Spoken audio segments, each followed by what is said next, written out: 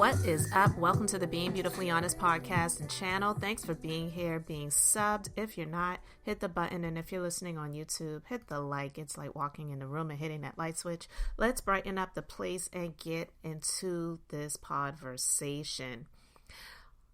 There's been so much talk about Kendrick Lamar, Super Bowl, Lil Wayne allegedly being snubbed. I wanted to bring up some things that I don't really think a whole lot of people are considering.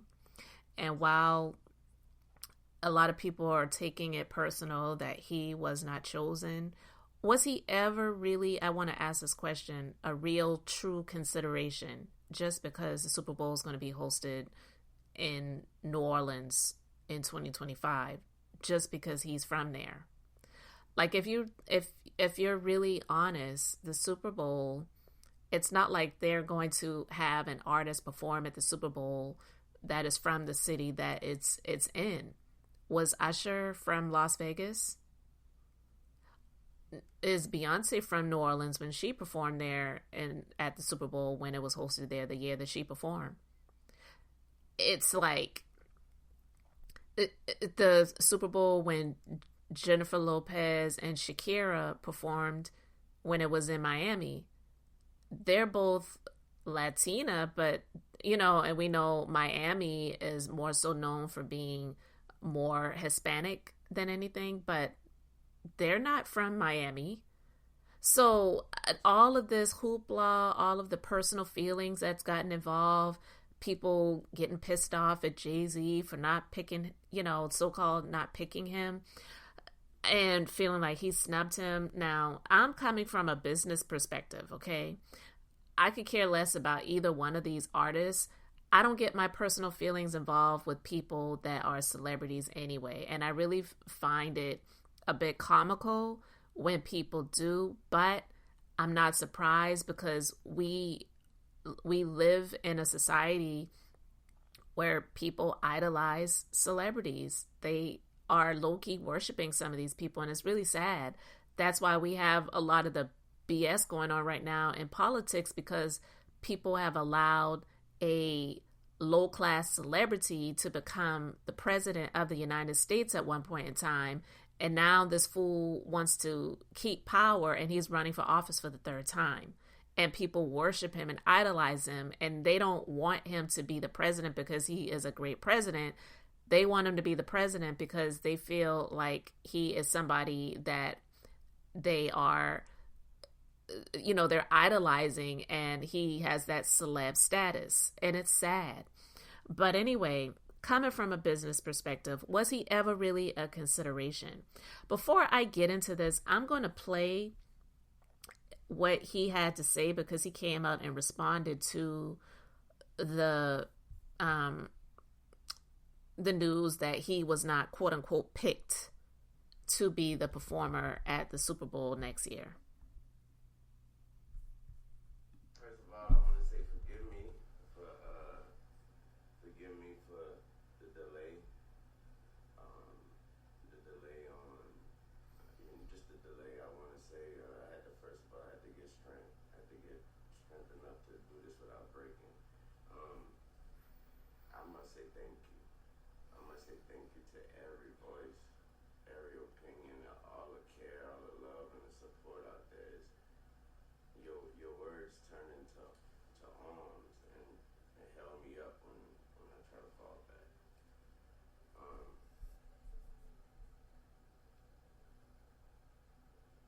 That hurt a lot.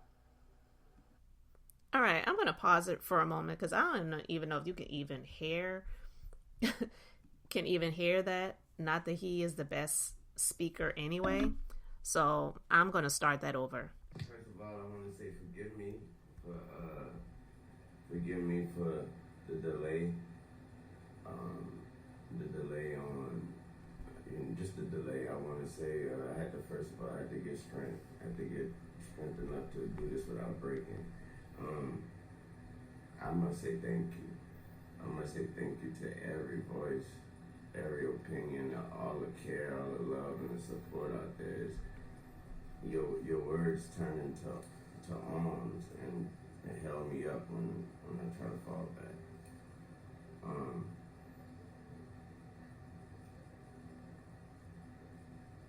hurt a lot. You know what I'm talking about? It hurt a whole lot. I blame myself for not being mentally prepared for a letdown, and for just automatically mentally putting myself in that position like somebody told me that was my position. So I blame myself for that, but I thought that was nothing, I thought that was nothing better than that spot, and that stage, and that platform in my city. And so it hurt a whole lot. But y'all are fucking amazing. It made me feel like shit not getting this opportunity. And when I felt like shit, you guys reminded me that I ain't shit without y'all. And that's an amazing reality. So, like I said, it broke me, and I'm just trying to put me back together, but my God, have you all helped me. Thanks to all my peers, my friends, my family, my homies on the sports television, everybody repping me. I really appreciate that. I really do. I feel like I let all of y'all down by not getting that opportunity. But I'm working on me,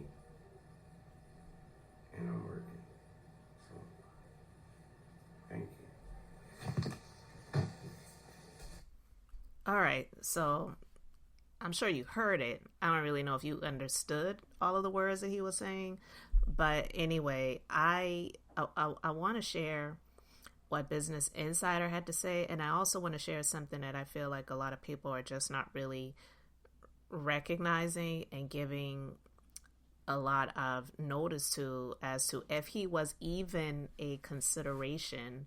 If he was even a consideration, and I put emphasis on that because I don't even know if he was ever even in the running, but if he was ever even a consideration, why he probably was X'd out of that consideration if he ever was. So Business Insider says that some fans have blamed Jay-Z for not picking Wayne, but he probably didn't have the final say. So we know Nicki Minaj, she's spoken out about it. I feel like she has a personal beef with him, and it's business too, but it's a personal thing also, as well as Cameron has spoken out about it, and we know, if you know that Cameron doesn't really like Jay-Z. So Business Insider says it seems that Kendrick has a solid relationship with the Carters, if not a close one. He was featured on Beyonce's songs Freedom and America Has a Problem. Plus, he appeared in last year's Renaissance tour film, leading some to describe his Super Bowl selection as biased. In a column for USA Today, Mike Freeman said it was an example of Jay-Z's reshaping the image of the NFL.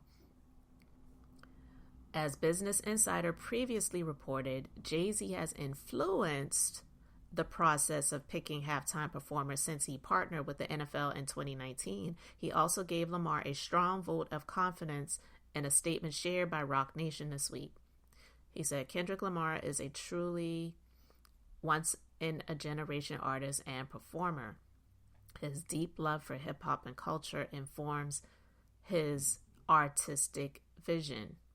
He has an unparalleled ability to define and influence culture globally. Kendrick's work transcends music, and his impact will be felt for years to come. Probably written by somebody else or Chat GPT. But anyway, since Lamar framed his beef with Drake as a battle between a real rapper and a culture vulture, Jay-Z's statement could be interpreted as him siding with Lamar over Drake and, by extension, the entire Young Money crew. However, when choosing a Super Bowl performer, Jay-Z is not the only vote that matters. In 2023 and 22, the game's host cities, Las Vegas and Los Angeles, respectively, have come up with a short list of performers which they subsequently proposed to the NFL, according to NPR. Jay-Z is one member of the NFL board that's tasked with weighing these options and selecting one. Then, of course, the artist must agree to the offer. Other prominent voices in the music industry have come to Jay-Z's defense amid the backlash, including Fat Joe and Fabulous. Now, here's what I wanted to talk about, because like I said, I don't even know if he was ever really in the running and in consideration, because when the announcement was made, it was like immediately you had all of these people like Master P, Nicki Minaj, all these other people that were coming out basically saying, you know, give Lil Wayne flowers while he's here. He deserves this chance. He deserves this opportunity. And while that may be their opinion, and also the opinion of a lot of people who are his fans, who are from New Orleans, and unfortunately, I'm just going to put it like this, a lot of those fans, they don't even go to the games anyway. And let's just be honest, a lot of them can't afford to. And I'm not saying that's a knock to them, but that just honestly goes to show and prove that the NFL don't care about their feelings. This is not about feelings. It's about finances. And two, if he was ever really in the running and in consideration for being a performer, then let's not forget, even though he may have apologized for it years ago, he made some very offensive statements in his music where it relates to Emmett Till. So in 2013, he apologized for the, quote, inappropriate Emmett Till lyric. Lil Wayne has apologized for the inappropriate Emmett Till lyric in his guest verse on Future's Karate Chop remix. As a father myself, I cannot imagine the pain that your family has had to endure, Lil Wayne wrote in an open letter to the Till family, as reported by missinfo.tv. The rapper also said he agreed with record label Epic's decision to pull the reference from the song and promised not to perform the lyrics. I have tremendous respect for those who paved the way for the liberty and opportunities that African Americans currently enjoy, Lil Wayne wrote. He came under fire over the lyrics, beat that Pussy up like Emmett Till, a reference to the 14-year-old Chicago boy who was infamously tortured and lynched for allegedly whistling at a white woman while visiting Mississippi in 1955.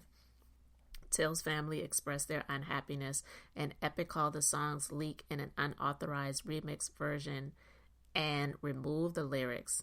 Epic chief L.A. Reid also reached out to the Till family and personally apologized. And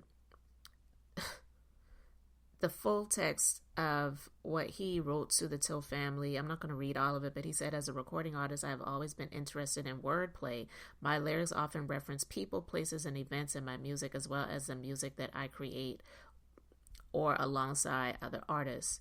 It has come to my attention that lyrics from my contribution to a fellow artist's song has deeply offended your family. How could you not think something like that would be offensive? And yeah, you can apologize for it, but what's done is done.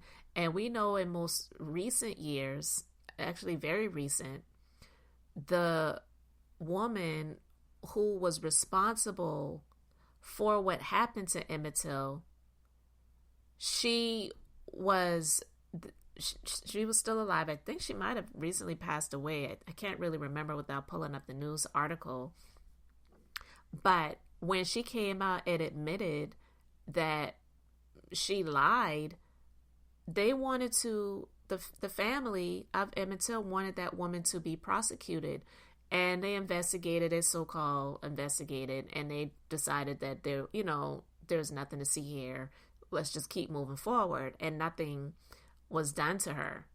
So even though he may have apologized to the family, that stuff is still fresh to this family. To make a reference like that is just disgusting. And people may love his music. They may be fans of him and his artistry and whatever. But even though the Super Bowl, the NFL, They may not even give a damn about Emmett Till, to be honest with you. And honestly, they probably don't in the grand scheme of things. But yet and still, that would be still extremely controversial, even though he apologized for it years ago. He did that. He said that. And to give him this stage when there are other people like Kendrick Lamar who they felt was more deserving of it, as well as financially, it just made more sense. That just wasn't going to be something that was going to be done, whether they like it or not. Now, Business Insider is reporting that on paper, Kendrick Lamar's commercial success makes him a natural choice for the Super Bowl. The Super Bowl is commercial. Very commercial. Lil Wayne is not. So, just sharing some stats. They said even though Lamar hasn't released an album since 2022, this has been a banner year for the 17-time Grammy winner. His winning streak began in March when he was featured on the number one single Like That by Future and Metro Boomin. The hit song reignited the long simmering beef between Lamar and Drake, who went on to exchange 9 diss tracks over the next few months. Lamar's batch included scorchers like Euphoria and Meet the Grams. Critics said his Pulitzer Prize-winning lyricism gave him an edge over Drake, who countered with songs that were more restrained and less popular overall. Lamar's deluge culminated in the fan-favorite banger Not Like Us, which shot to number 1 on the Billboard Hot 100 and returned for a second week on top. Lamar performed the song 5 times in a row during a Juneteenth concert, a bold move that was widely described as his victory lap. Lamar also released a music video for Not Like Us on July 4th, whereas Drake has fallen silent since the feud hit a fever pitch. Lamar has dominated both charts and pop culture discourse throughout 2023.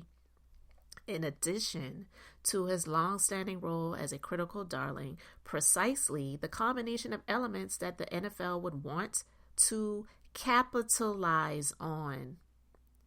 Wayne hasn't been as dominant as Lamar in recent years, but his commercial and cultural impact is undeniable. Wayne has 25 top 10 hits on the Hot 100, including 3 that reached the top spot. So, with all of that being said, no one's taking away Lil Wayne's success, his, the people who are fanatics for him, and all of that. But this is not about feelings. It's about finances and overall being as non-controversial as possible. Hell, they still wanted to have Janet Jackson banned from CBS, I believe, because of something that I still don't believe was even her fault. She didn't rip open her shirt and expose her breasts. Justin Timberlake did it. But with all that being said, this isn't about her. This isn't about that. But I'm just basically saying Super Bowl, halftime performances, you had parents calling in to complain about things that really shouldn't even have been a complaint.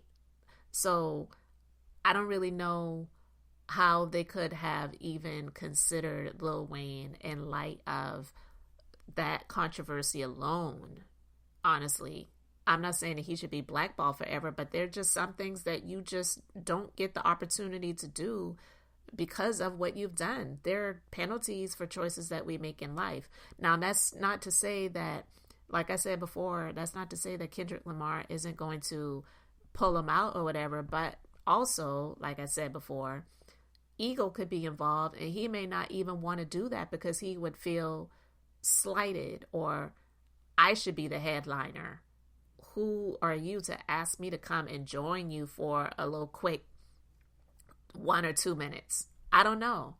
So with all that being said, I just wanted to talk about that because I haven't really heard a whole lot of people talking about it. It's just been a lot of the, Jay-Z snubbed him. Jay-Z did that. Jay-Z's a hater. This and that and the other. And haven't heard too many people who are all these fans that are jockeying for Lil Wayne to have gotten that opportunity, really hearing them talk about that Emmett Till offense. And unfortunately, I'm just going to be honest, a lot of those fans, they probably don't even know who Emmett Till is. So anyway, let me know your thoughts in the comments. Thanks for being here, liking, and subscribing. I'm Beth, just being beautifully honest. So until next time, I wanted to keep it brief, beautiful, and I'm going to say bye. Don't wanna talk, don't wanna see, don't wanna feel, hey.